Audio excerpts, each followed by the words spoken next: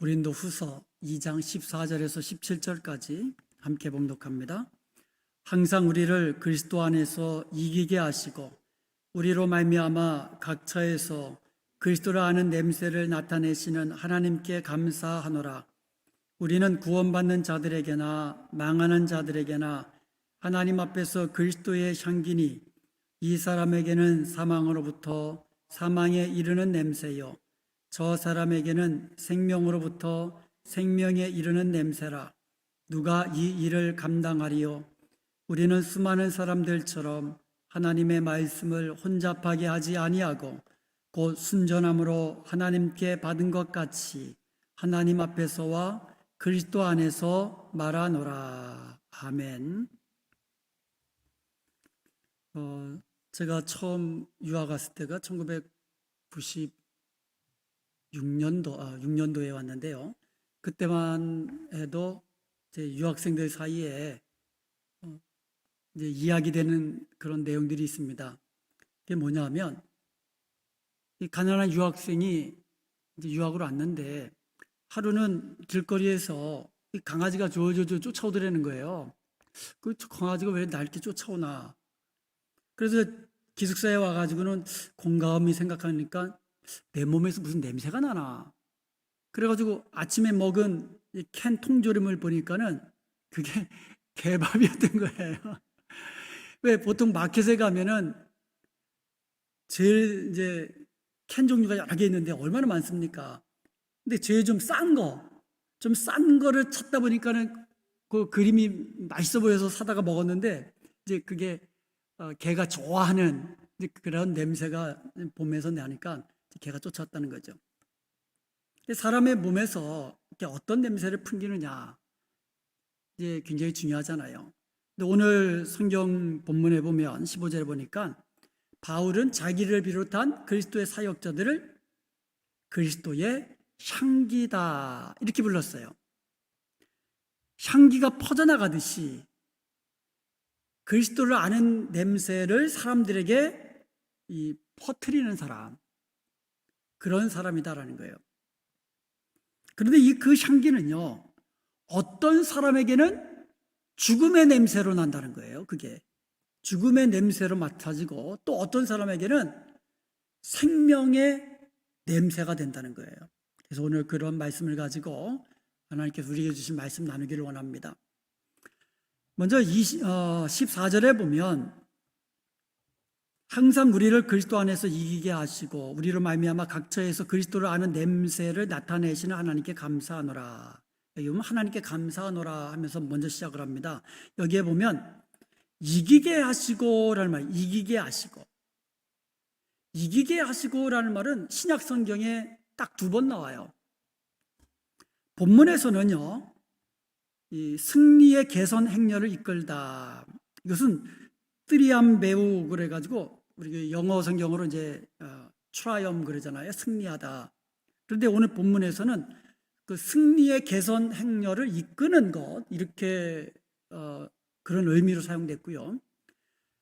골로새서 2장 15절에는 승리하다 이런 의미로 사용됐습니다. 그러니까 골로새서 2장 15절에 보면 통치자들과 권세들을 무력화하여 드러내어 구경거리로 삼으시고 십자가로 그들을 이기셨느니라. 승리하다, 이겼다 이 단어예요. 자, 오늘 본문에서는요, 승리의 개선 행렬을 이끌다라는 의미로 사용됐다 그랬잖아요. 그래서 이 단어는요, 승리의 개선 행렬의 이미지를 우리로 하여금 연상시켜주는 그런 단어예요.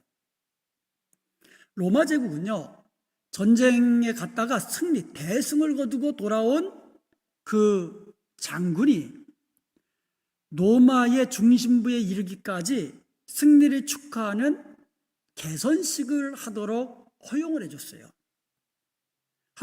그림을 한번 보시겠습니다. 로마의 개선식인데요. 그러니까 승리를 거두고 돌아온 그 장군, 그 환영하는 그런 개선식입니다. 그 개선식에 보면은요, 한번 그 다음 저렇게 이제 쭉 줄지어서 행렬이 이어지고 있고요. 그다음 하이라이트 맨 마지막 부분에서는 개선하는 장군이 이제 저렇게 환영받으면서 이제 등장을 합니다. 저 로마의 개선 행렬의 맨 선두에는요, 원로원 의원들과 정부 고관들이 섰다고 합니다. 그러니까 군인들이 먼저 나가는 것이 아니라 정부의 어떤 고관들, 원로원 의원들이 이제 앞장서는 거예요. 그 뒤에는 나팔수들이 승리의 나팔을 불면서 뒤를 따른 거예요. 선두에서. 그리고 중간 부분에, 행렬의 중간 부분에는요, 전쟁에서 거둬들인 전리품을 가득 실은 이제 마차가 딱 오는 거예요. 거기는 뭐 거둬들인 뭐 무기부터 해가지고 금은보화 뭐 하여간 전리품들을 잔뜩 쌓아가지고 등장하는 거죠. 그리고는 개선식 후에는 제사를 드렸거든요. 그래서 제사에 쓸 황소도 이제 그때 이제 끌고 가고요. 그리고 이 중간 부분에 전쟁 포로들이 쇠사슬에 묶인 채로 이제 끌려오고 있는 거예요. 그 중에 포로 중에 그 대장 우두머리는요, 그 개선 행렬이 끝난 후에 제사를 드렸다 그랬잖아요. 그때 제물로 바쳐졌다 그래요. 개선식이 끝나면 죽는 거죠. 그리고 그 뒤로 제사를 드릴 제사장들이 따르는데요, 뭘 들고 오냐면 향료를 들고 온다. 향료. 그래서 향료를 들고 뒤따르니까 그 향료에서 그 향기가 온 그 거리를 가득 채웠다 그래요. 그 향기로. 그 다음에 이제 그 행렬의 맨 뒷부분, 이제 하이라이트죠. 4마리의 말이 이끄는 전차 위에 개선 장군이 딱 앉아가지고 머리에 승리의 월계관을 쓰고 등장을 하는 겁니다. 그래서 마차 위에서 로마 시민들의 그 열렬한 이제 환영을 받는 거예요. 그리고 그 마차 뒤에 누가 따랐냐면 적군에게 잡혀가지고 포로로 있다가 구해출해 난 로마의 군인들과 뭐 백성들, 거기에 따라오는 거죠. 이 사람들에게는 정말 그 구원의 날이죠. 정말 생명을 얻은 날이니까. 그리고 맨 뒤에 전쟁에 참여한 군인들이 승리의 환호를 외치면서 뒤따랐다고 하는 거예요. 이게 로마의 개선 행렬이에요. 그러면 고린도후서 2장 14, 항상 우리를 그리스도 안에서 이기게 하시고, 개선 장군은 누구예요? 하나님께서 그리스도 안에서 항상 우리를 이기게 하셨다. 개선 장군은 누구예요?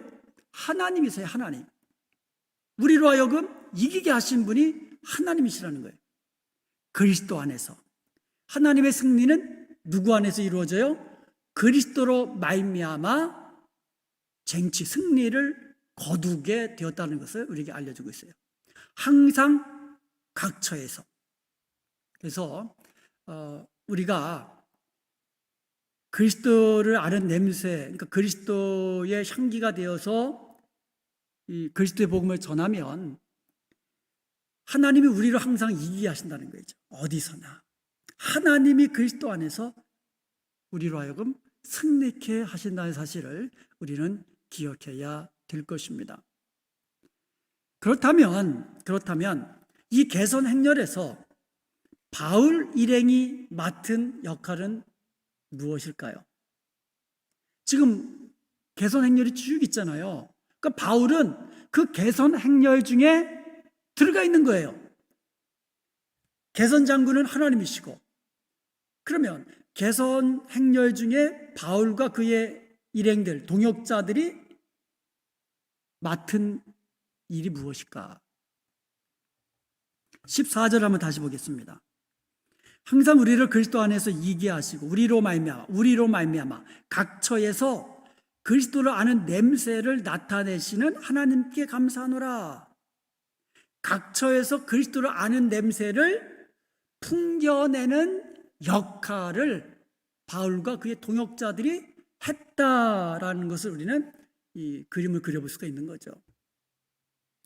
개선 행렬 속에 향료를 뿌리는 사람, 향기를 뿜어내는 향료를 들고 가는 사람, 이 사람은요 장군의 승리를 축하하고 기쁨의 향료를 풍겨내듯이 바울은 그리스도의 죽으심과 부활하심을 통하여 성취하신 그 하나님의 우주적인 승리를 모든 사람에게, 각처에 있는 모든 사람들에게 풍겨내는, 즉 전파하는 역할을 맡았다라는 거예요. 승리를 거뒀습니다.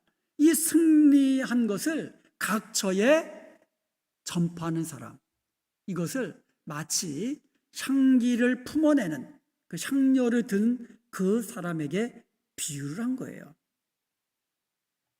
여기서 중요한 것이 있습니다. 15절과 16절에 보면 우리는 구원받는 자들에게나 망하는 자들에게나 하나님 앞에서 그리스도의 향기니 하면서 16절에 뭐라고 말합니까? 이 사람에게는 사망으로부터 사망에 이르는 냄새요 저 사람에게는 생명으로부터 생명에 이르는 냄새라. 자, 개선 행렬 다시 한번 상상해 보세요. 자, 그러면 개선 장군의 앞에 누가 끌려왔다 그랬어요? 전쟁 포로들이 끌려온 거예요. 쇠사슬에 묶여가지고 이렇게 해가지고 끌려가는 거예요 지금. 그러면 그 개선 장군 마차 뒤에 누가 따라온다 그랬어요? 거꾸로 적군에게 잡혔다가 포로로 됐다가 구출된 사람, 이 사람들은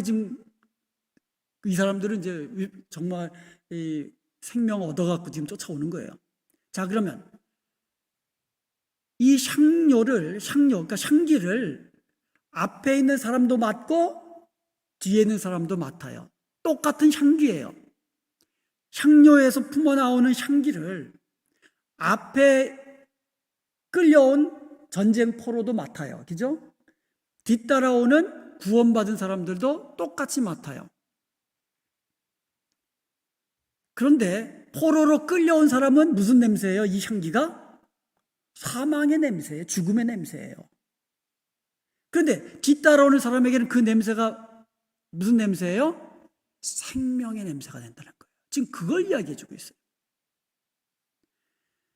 우리는 그리스도 통해서 이루신 하나님의 구원과 승리를 우리는 전파하는 사람일 뿐이에요. 그리스도의 향기를, 그리스도 아는 냄새를 우리는 풍겨내는 사람일 뿐이라는 거예요.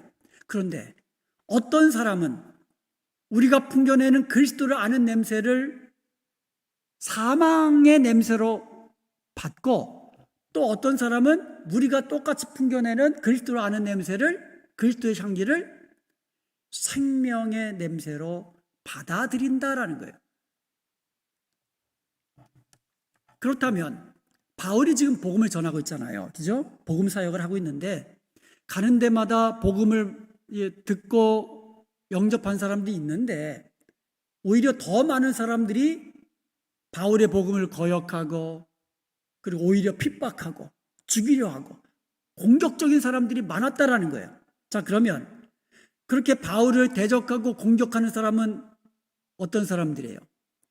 그리스도의 향기를 맡고는 죽음의 냄새를 맡는 사람들이라는 거죠.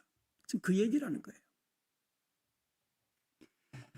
그러므로 바울의 사역이 성공적이냐 실패냐, 이거는 예를 들어서 바울이 어떤 도시를 갔어요. 어떤 도시를 갔다가 잡혀가지고 매를 죽도록 맞고 감옥에 갇히고 간신히 살아서 도망치듯이 다른 도시를 갔단 말이에요. 자, 그러면 바울이 그 도시에서 복음 사역이 실패한 거냐 이거예요. 그것은 아니라는 거죠.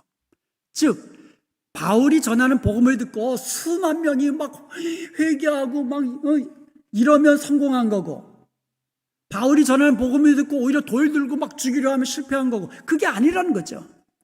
바울의 역할은 뭐예요? 그리스도의 향기를 품어내는 것이 바울의 역할이라는 거죠. 그래서 바울은 어디를 가든지 그리스도의 십자가의 죽음과 부활을 통한 하나님의 그 구원과 승리를 전파하는 것, 이것을 사명으로 삼았다라는 거예요. 마찬가지예요. 우리가 복음 전할 때 어떤 사람들은 귀담아 듣는 사람이 있고 어떤 사람은 얘기도 하지 말아라. 그 얘기 하지 말아라. 아예 그냥 얘기도 못하게 하는 사람이 있어요. 우리는요, 우리의 복음을 듣고 어떻게 반응하는가, 이것이 중요한 것이 아니라 우리는 어떤 사람이다? 그리스도의 향기를 품어내는 사람이다. 이것이 중요하다는 거예요. 어디서? 항상 각처에서. 항상 그리스도의 십자가의 죽으심과 부활을 통한 하나님의 구원, 하나님의 승리를 항상 때를 얻든지 못 얻든지, 그리고 각처에서 어디서든지 누구에든지 전파하는 사람이 바로 바울이었고 저와 여러분이라고 말씀하고 있는 겁니다. 고린도서 2장 16절에 보면 맨 마지막에 이렇게 되어 있습니다. 누가 이 일을 감당하리요. 이 일이 어떤 일입니까? 여러분 잘 생각해 보세요. 지금 바울이 복음을 전합니다. 바울이 복음을 전하면 어떤 사람에게는 사망의 냄새로, 어떤 사람에게는 생명의 냄새로 이게 받아지는 거예요. 그러니까 바울의 복음 사역은 어떤 거예요? 사망과 죽음을 가르는 아주 엄중한 사역이라는 거예요. 여러분, 우리가 전도하는 것이요, 이게 얼마나 엄중한 사역인지 우리는 알아야 된다는 거죠. 듣는 사람으로 하여금 죽음과 사망과 생명, 구원을 가를 수 있는 그런 사역이라는 거예요. 이런 엄중한 사역을 누가 감당하리요? 이렇게 질문하고 있는 겁니다. 바울이 복음을 전할 때요, 믿고 구원받은 사람도 있죠. 그런데 많은 경우에 오히려 박해와 핍박을 받았습니다. 지금 바울이 지금 이야기하는 게 뭐냐? 멸망당하는 자들로부터. 핍박하는 자들은 누구예요? 멸망당하는 자들이죠. 그리스도의 향기를 맡고 사망에 이르는 냄새가 된 사람. 그러니까 멸망당하는 자들이죠. 멸망당하는 자들로부터 지속적으로 핍박받고 박해받고 그런 와중에도 계속해서 이 엄중한 복음 사역, 이 엄중한 복음 사역을 누가 감당하겠느냐? 이것을 질문하고 있는 거예요. 이거는요, 이거에 대한 바울의 해명이기도 합니다. 고린도 교회에 거짓 교사들이 있었잖아요. 거짓 교사들이 와가지고는 바울은 이거는 이 사도가 아니다. 바울이 전한 복음 이거 아니다. 라고 막 그냥 대적했잖아요. 그래서 바울이 거짓 교사들과 바울 나하고 누가 진정한 사역자냐, 이거에 대해서 지금 바울이 어떻게 보면 대답을 하고 있는 거예요. 누가 이 일을 감당하리요? 그러면서 대답을 합니다. 17절에서 누가 이 복음 사역에 합당한 자인지, 거짓 교사이냐 아니면 이 바울 자신이냐, 이거를 묻고 있는 거예요. 누가 이 엄중한 복음 사역, 이 누가 감당하기에 합당한 자이냐? 거짓 교사이냐 아니면 바울 나 자신이냐? 그러면서 17절에 이렇게 이야기합니다. 우리는 수많은 사람들처럼 하나님의 말씀을 혼잡하게 하지 아니하고, 자, 하나님의 말씀을 혼잡하게 하는 수많은 사람이 있다라는 거예요.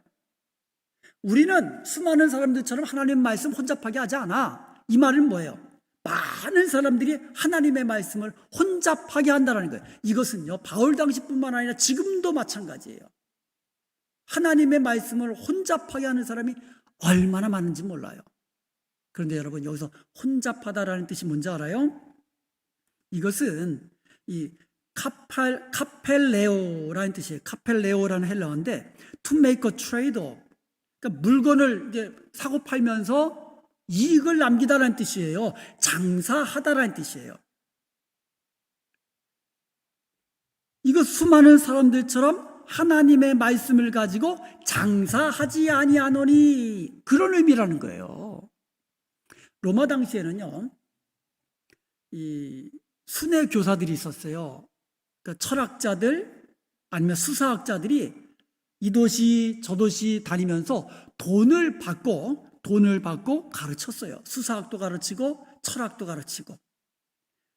이것을 비꼬는 단어로 사용된 것이 바로 카펠레오라는 뜻이에요. 이 단어는요, 지금 바울이 그 사람들에게 빗대 가지고 하나님의 말씀을 마치 장사치처럼 자기 자신의 개인적인 이득을 얻기 위해서 사용하는 사람, 이 사람들에게 지금 비유로 지금 말하고 있는 거예요. 바울이 자리를 비운 사이에 고린도 교회에 거짓 교사들이 들어왔습니다.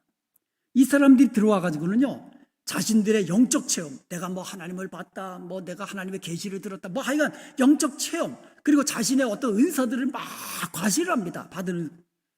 그리고 어떤 외적인 능력을 과시하면서 성도들을 유혹하면서 성도들로 하여금 경제적인 후원을 받아낸 그런 거짓 교사들을 빗대서 이야기한 거예요. 반면에 바울은요, 우리는 수많은 사람들처럼 하나님의 말씀을 혼잡하게 하지 않는다라고 그렇게 말합니다. 이것을 영어 성경에서는 이렇게 번역을 했어요. We are not peddling the word of God. 이 peddl이라는 말은 조금씩 잘라서 파는 걸 말해요. 행상 있죠, 행상. 그냥 조금씩 갖고 다니면서 행상하듯이 조금씩 잘라서 파는 것을 이야기하거든요. 우리는 하나님의 말씀을 팔아가지고 개인적인 이득을 남기는 사람이 아니다. 그래서 이것을 다른 영어 성경에는 이렇게 번역을 했어요. We are not peddlers of God's word. 하나님의 말씀을 가지고 마치 그냥 행상을 하듯이 장사해서 이윤을 남기는 사람이 아니다. 그렇게 이야기한 겁니다. 대신에 바울은 순전함으로 하나님의 말씀을 전했다라고 고백을 합니다. 17절에 보면 하나님의 말씀 혼잡하게 하지 아니하고 곧 어떻게 했어요? 순전함으로 하나님께 받은 것 같이 하나님 앞에서 그리스도 안에서 말하노라, 이렇게 고백했습니다. 여기서 우리는요, 바울의 사역 동기와 사역 자세를 엿볼 수가 있습니다.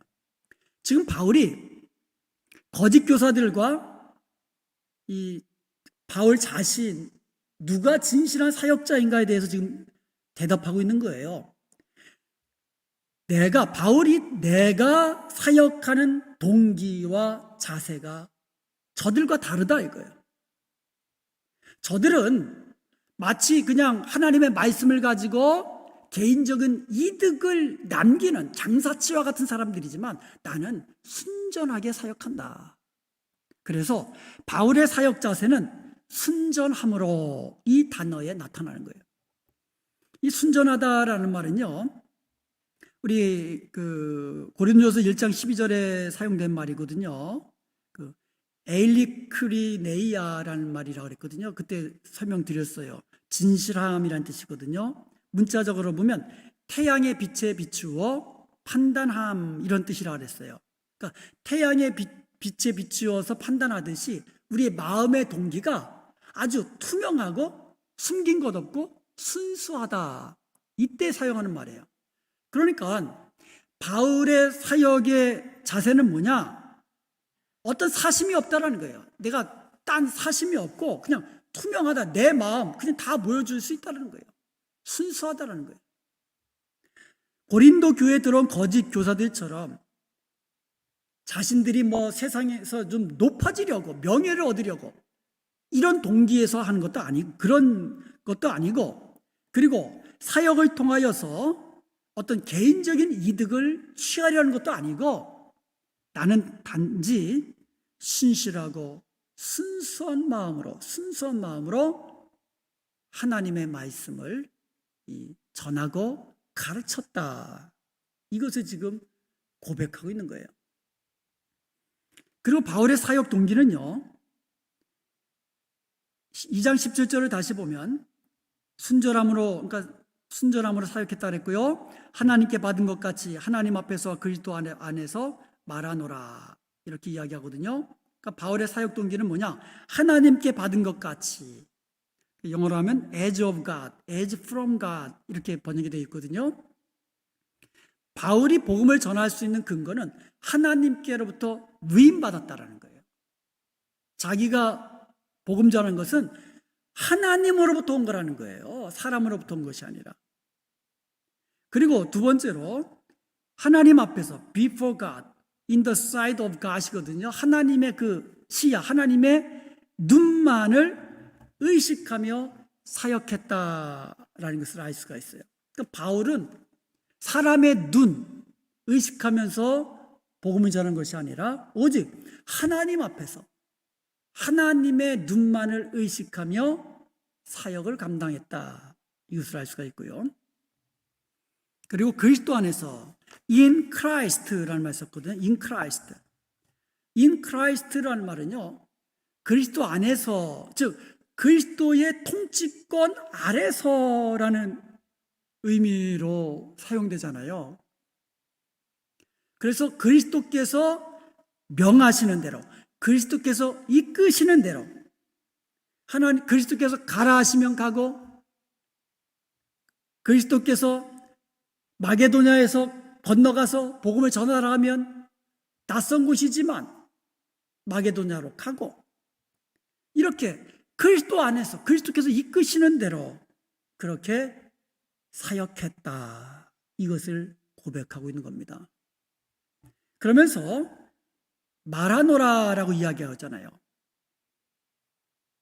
하나님께서 위임해 주신 그 말씀을 말하고, 그리고 하나님 앞에서 말한 것처럼 그렇게 말하고, 그리스도 안에서 자기는 말했다, 전했고 가르쳤다. 이것을 지금 이야기하는 거예요. 그런데 이 말하노라라는 이 동사의 시제가 현재형이에요.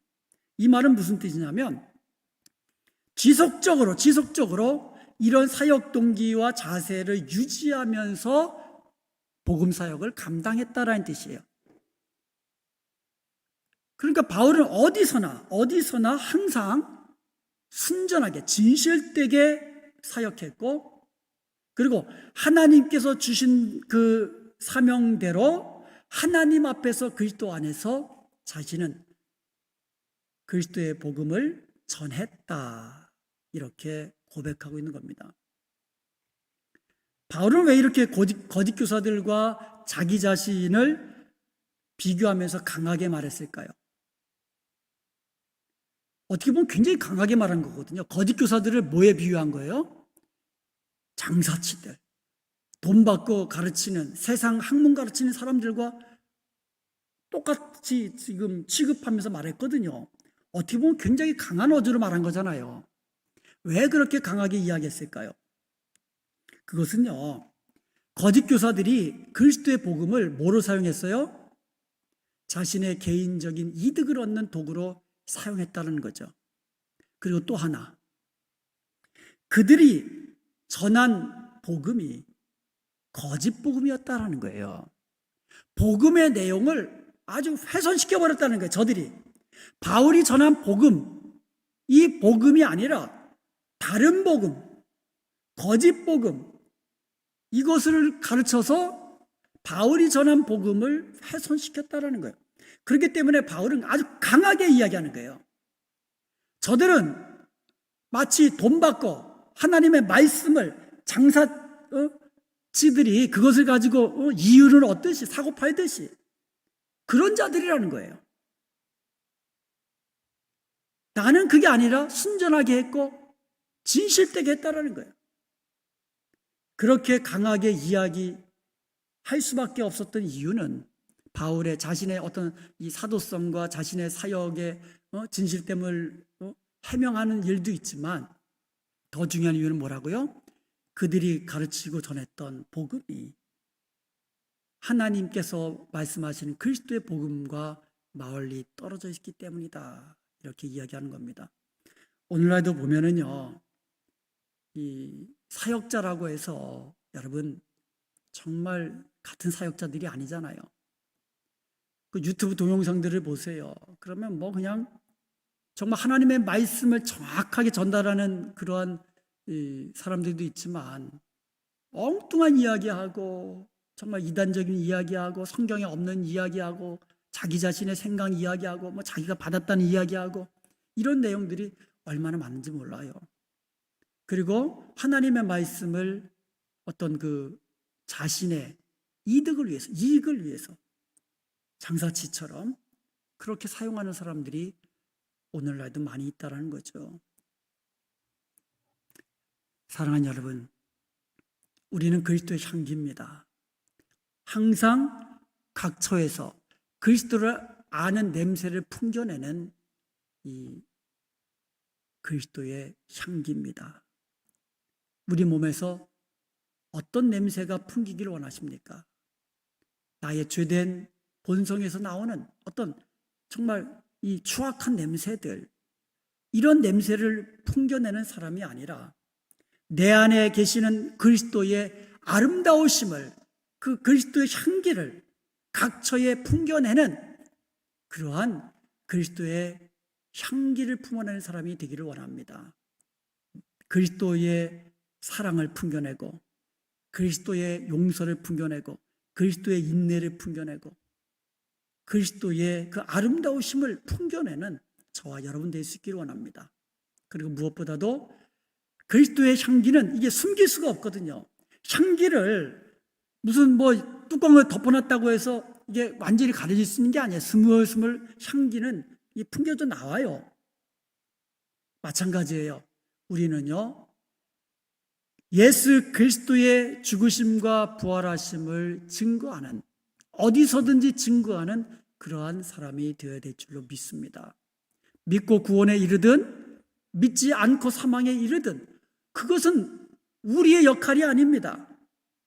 우리는 단지 그리스도의 아름다우심, 그리스도의 죽으심과 부활하심을 많은 사람들에게 항상 각처에 전파하는 그와 같은 것이 저와 여러분의 사명이요 역할인 것을 기억하고 마지막 때에 정말 주님께 쓰임받는 저와 여러분 되시기를 주님의 이름으로 간절히 축원드립니다.